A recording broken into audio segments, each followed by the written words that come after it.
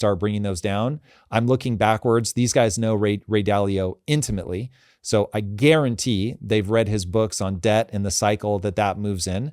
And so they're going, okay, hold on a second. This is how empires end. America may not have been an official empire, but obviously with military bases and all that, we act like an empire. We have the same expense structure as an empire. And so we are now in a position where we're going to have to deal with that debt. And looking at the way that they are moving, again, I'm asking people to set aside the rhetoric of Trump, the sort of chaos of Trump, and look at the threading of the needle that they are trying to do. And I think it goes like this. We have to find a reduction, and these are literal words from Howard Lutnick. We have to find $1 trillion of fraud, waste, and abuse, because the U.S. government spends $2 trillion more than it takes in taxes. We have to find $1 trillion in waste, fraud, and abuse, cue Doge. And we have to make $1 trillion in newfound revenue, cue tariffs, cue the Trump gold card, and a whole bunch of other things. Okay, you've already pointed out the danger of the tariffs, and we're seeing the second and third order consequences of what Trump is doing from a theoretical negotiating tactic standpoint of create chaos, ask for the moon, be willing to settle for something more reasonable. That puts us in a game of chicken that I'm going to set aside for a second and say, if I am correct that we are in a Cold War with China, that we are racing towards Thucydides' trap, meaning that you have a high risk of kinetic war between the US and China, you just cannot, even just morally, you cannot be in a position where your number one adversary controls whatever ridiculous percentage of your manufacturing base. And so you have to find a way to onshore some of that manufacturing. And if Correct. you look back at World War II and you say, the story that America tells itself about what America is, oh, Japan fucked with us. We turned our manufacturing might on and we win World War II. That's the mythos in the American mind.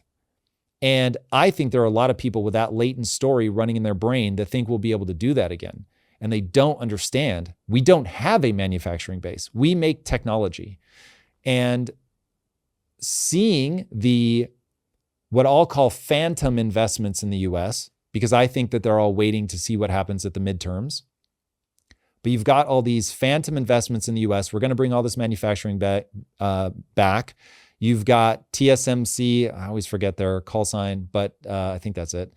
The chip maker in Taiwan saying, hey, we're going to make this huge investment here in the US, which if I'm them makes sense, because if I don't want to be reintegrated with China, I need to have that escape valve of being able to build in the US, but setting that aside. So that becomes the milieu of things that are playing out right now. You have to bring some manufacturing back so that, like, just if you are correct, and I think you are, the future of warfare, for better or worse, is drones. Drone manufacturing right now is 85, 90% China, just full stop. And so if you, and I'm talking the whole, all the parts, everything, even if you're trying to make them here right now, you're beholden to a supply chain that's going through China. So they can choke that off immediately. And they are anything but stupid. And so if we're moving towards a kinetic war, they just turn that switch. Just like they sent the beef back. They just go, nope, no more drone parts for you. So I agree that this is a super precarious moment, and boy, do I wish that everybody could just say, can't we all get along? But we won't. That I'll just take off the table. That's not going to happen. And given that that's not going to happen, how else do you play it?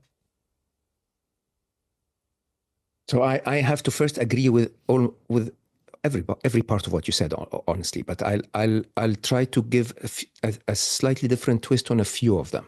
Okay? Please. One of them is manufacturing, because I actually agree 100%. But if you and I going back to AI and robotics, just hold on for 3 years. The entire edge that China had of cheap labor, okay, which now became large manufacturing capabilities, moves back everywhere in the world, because you can literally hire robots, put them in rooms day and night, get them to manufacture whatever it is that you want, which basically means that cost of energy and cost of shipping become deterrents for you to, to move goods around the world. Okay, so basically, it is a no-brainer that when we get to the point where we take out the capitalist arbitrage, which was the entire idea of a capitalist, is how can I get labor or manpower to do the work for less than what I can sell it for, right? Now, interestingly, as we take humans out of the workforce, it equalizes across the world. It's 5 years away, okay? Could be sooner, by the way, if we start with interesting industries. The second is, and I say that with a ton of respect, is when at war does not have to be aggressive, okay? So the idea here of pissing off Taiwan, pissing off China around Taiwan, makes China, who also depends on Taiwan for the chips of everything that they make, right? Basically think the same way. So if America has foothold over Taiwan, we, China, are afraid. So you're escalating the fear. Okay. The opposite is true. The opposite is to say, again, like we said with CERN, can we agree that Taiwan is just going to be continuing to support everyone, right? And I think that's a conversation that is very difficult to have. But if it is the switch between humanity's existence and continuation and not, it will get resolved. The third, which I think is really where the core issue is, when times get tough, we tend to do more of what we know how to do best, okay? Which is normally what got things to be tough in the first place, right?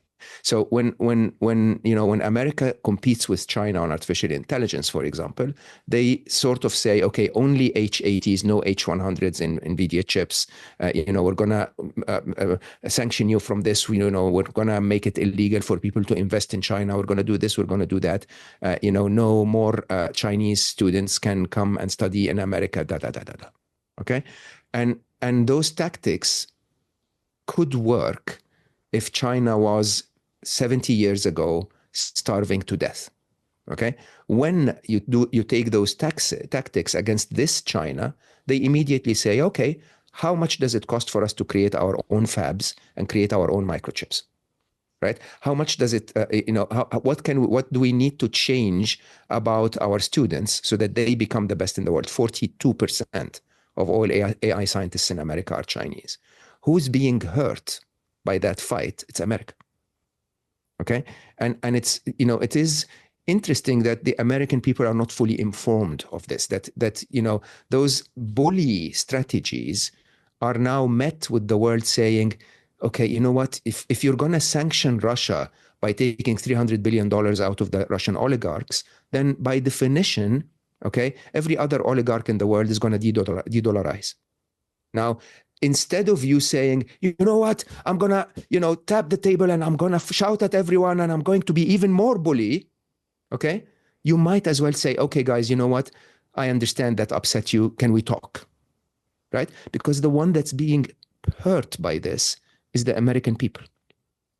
Okay? The American policy somehow is running in a way that basically says, do more of what you know how to do best. Now, the more interesting part of this, Tom, and I really urge you to think